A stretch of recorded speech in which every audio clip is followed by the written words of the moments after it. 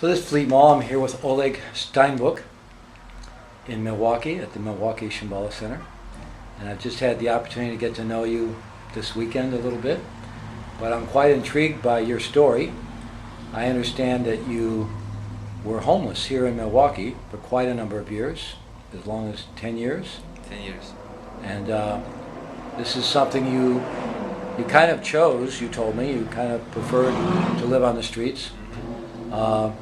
But somehow you found your way from that life onto this path of Dharma, and where you're now really participating in community and helping others.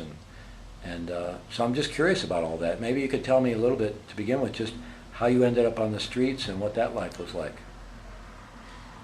It's a rather interesting story. It started a little earlier, before I went to the streets. I went to a Native American ceremony, and I saw, well, I wasn't the only one, but a bunch of us witnessed a spirit being materialize. And since then I sort of realized that this world is not really what it appears to be, and there is a spiritual side to it. So ever since then I wasn't completely really satisfied. I always looked for a way out of the world that I lived in, to find the spiritual side. I lived in a really materialistic world.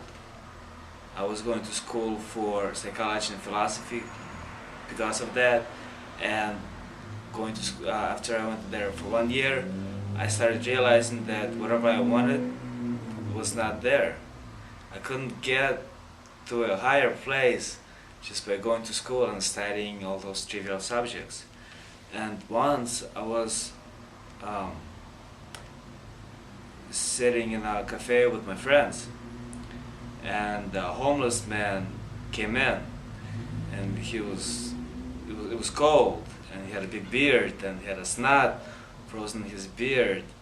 And just at that moment, as he walked in, I bought a cup of coffee with my last dollar. And he came in and asked for something to drink, I guess, to warm up. So I gave him my cup. And he sat next to us, and he started talking. He started talking basically what he knew. He started teaching. So he thought that life is about knowledge, wisdom, and understanding.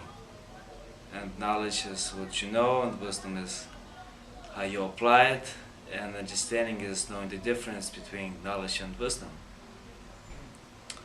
And he really touched me, touched my mind and heart.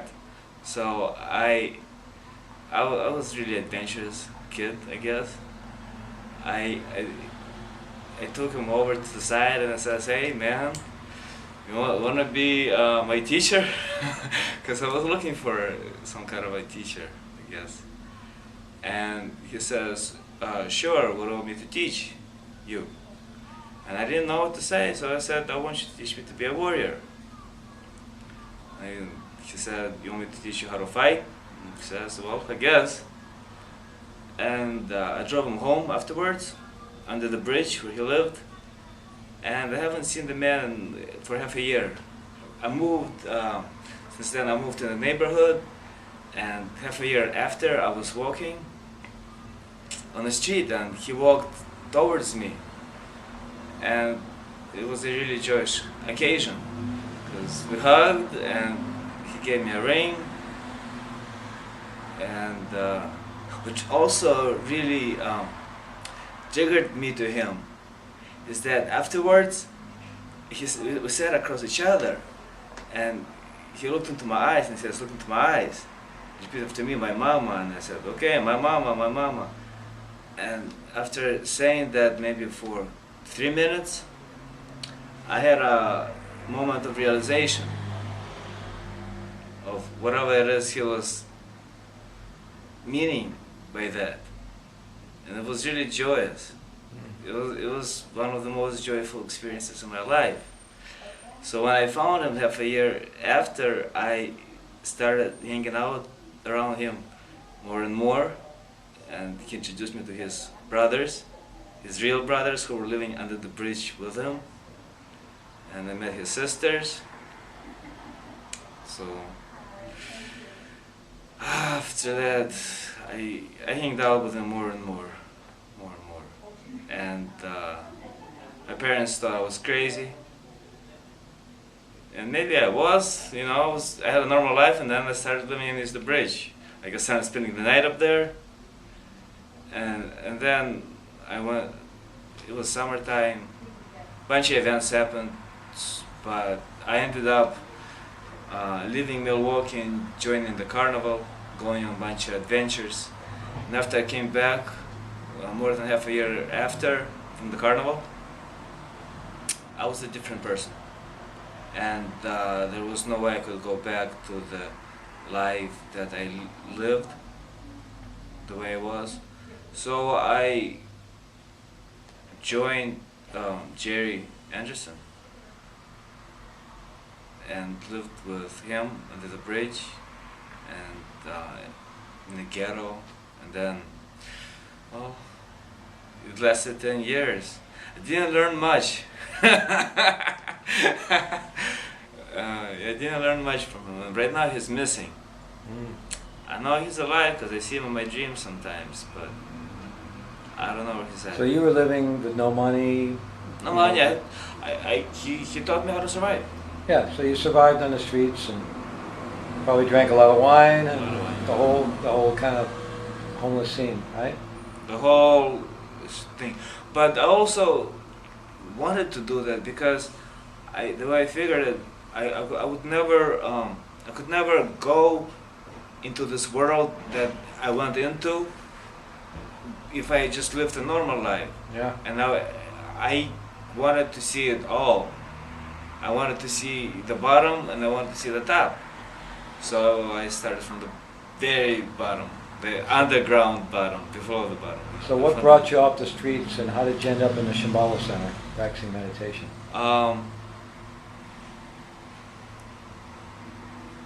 I had a drunk driving, and after sitting and driving, they let me go on house arrest.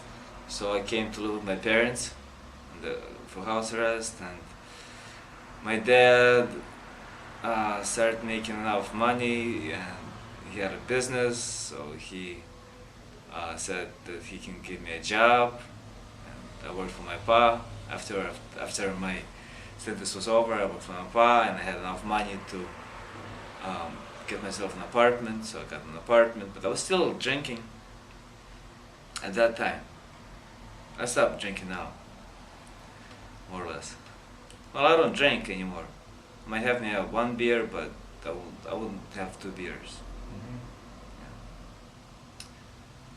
But how I came to Shambhala, I was walking on the street, and I just looked up for some reason and said, Shambhala Meditation Center. I walked in and asked the person who was sitting at the desk to what was all about, and I got pretty basic explanation of meditation and the meanings of Shambhala, and the next day I got basic instruction on meditation, and following that I meditated for the first time. I sat there for 1 hour and it was really painful, but after I got up I realized that this exactly was what I was looking for all my life. Because all my life I was aware of my thoughts, and I was aware that I can put them to rest, and I had no idea how to work with them. So learning the art of meditation really started to change me. As I meditated more and more, I stopped drinking and I stopped smoking, and well. And so today you're an active member here, and you're also teaching meditation in prison. Yes. So does your experience on the streets help you connect with men and women that you work with in the prison, in the jail? Most definitely, but not just them. It lets me connect to all the people in everywhere. I can go into any part of a city without having any fear, Mhm. and just blending in and teach what I know. That's wonderful. In our Zen Peacemaker work, we do street retreats, and so I go out on the streets quite a bit, taking people out there for 4 or 5 days at a time. It's a lot different than 10 years. But just that experience of being out on the streets also gives me that same comfort level that I feel really comfortable out there, and I feel like I can walk around any part of the city and relate to all kinds of people, everybody. I don't feel like there's anybody I can't relate to, and it's really from that experience of being out on the streets. So I can only imagine that you've got that 100-fold or 1,000-fold from the time you spent out there. That's basically it. When you are around people, you lose your fear, you lose your self-consciousness. Yeah, yeah. So, do you see meditation benefiting the prisoners?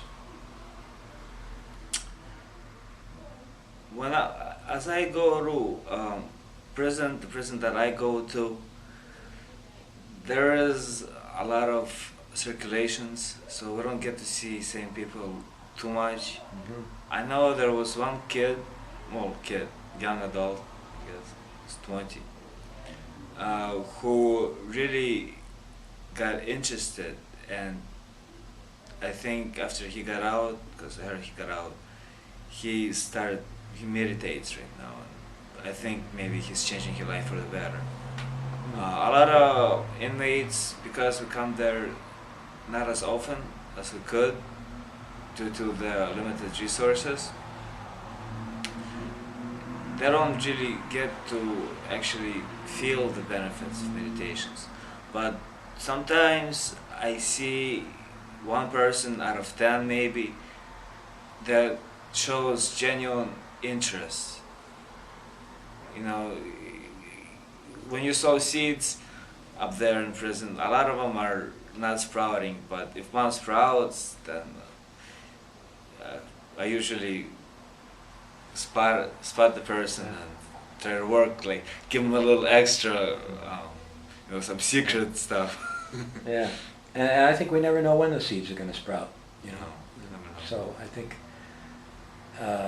I mean, for myself, going into the prisons, I trust that we're sowing seeds, and we don't necessarily get to see them sprout all the time, but I trust that somewhere along the line, hopefully it will have an impact for people. Yeah. Well, thank you very much. So, Thank you. how old are you? I'm 32. And how long have you been off the streets now? About 4 years. 4 years. You've been practicing and teaching meditation, and you're now bringing that 3. back into the jails and prisons. Well, that's wonderful. Thank you very much. Thank you.